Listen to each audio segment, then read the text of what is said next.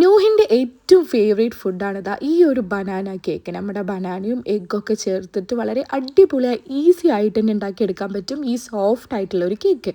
Cake എന്നൊക്കെ പറയാൻ പറ്റുമെന്ന് എനിക്കറിയത്തില്ല. അതിന് വേണ്ടിയിട്ട് ബനാന, എഗ്ഗ്, മിൽക്ക്, പിന്നെ 3 കാഷ്യൂനട്ട് എടുത്തിട്ടുണ്ട്. എന്നിട്ട് നമുക്ക് നമ്മുടെ പഴം ചെറുതായിട്ട് സ്ലൈസായി അരിഞ്ഞിട്ട് ചെറുതാക്കിയിട്ടൊന്ന് കട്ട് ചെയ്തെടുക്കണം. പിന്നെ നമ്മുടെ 3 കാഷ്യൂനട്ട് മോൻക്ക് കഴിക്കാവുന്ന സൈസാക്കി ഞാൻ എടുത്തിട്ടുണ്ടായിരുന്നു. പിന്നെ ഒരു ചെറിയൊരു പോട്ട്, ഏറ്റവും ചെറിയൊരു പോട്ട് എടുത്തിട്ട് അതൊന്ന് ചൂടായി വന്നതിന് ശേഷം അതിലോട്ട് ഗീ ആഡ് ചെയ്തിട്ട് നമുക്ക് ഈ പഴം ഒന്ന് വാട്ടിയെടുക്കണം. വാട്ടിയെടുക്കുക എന്നാണ് ഇവിടെ പറയൽ. ജസ്റ്റ് ഒന്ന് നെയ്യിലിട്ടിട്ടൊന്ന് കുക്ക് ചെയ്തെടുക്കുക.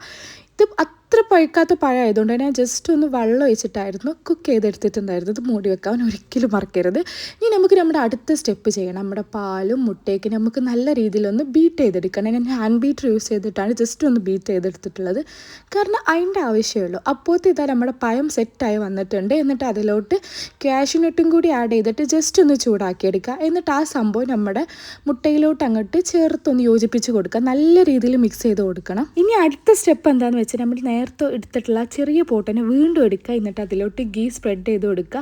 എന്നിട്ട് അതിലോട്ട് ഈ ബാറ്റർ ഒന്ന് ഒഴിച്ചു കൊടുക്കുക. ബനാന ചിലപ്പോൾ മേലെ കൂടി നിൽക്കാനുള്ള ചാൻസ് ഉണ്ട്. അപ്പോൾ അതൊക്കെ ഒന്ന് ജസ്റ്റ് ഒന്ന് സെറ്റാക്കിയിട്ട് വളരെ ലോ ഫ്ലെയിമിൽ ഇതൊന്ന് കുക്ക് ചെയ്തെടുക്കണം.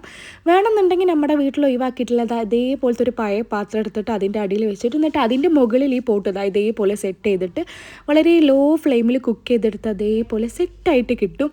എന്നിട്ട് നോഹക്ക് കൊടുക്കാൻ പറ്റിയ പാകത്തിൽ ഞാൻ ഒന്ന് കട്ട് ചെയ്തെടുത്തിട്ടുണ്ട്. വേറെ എക്സ്ട്രാ മധുരമൊന്നും ഞാൻ ചേർത്തില്ല. അപ്പോൾ ഇതുപോലത്തെ റെസിപ്പീസിനെ എന്നെ ഫോളോ ചെയ്യുക. അപ്പോൾ ഗൈസ് ബൈ.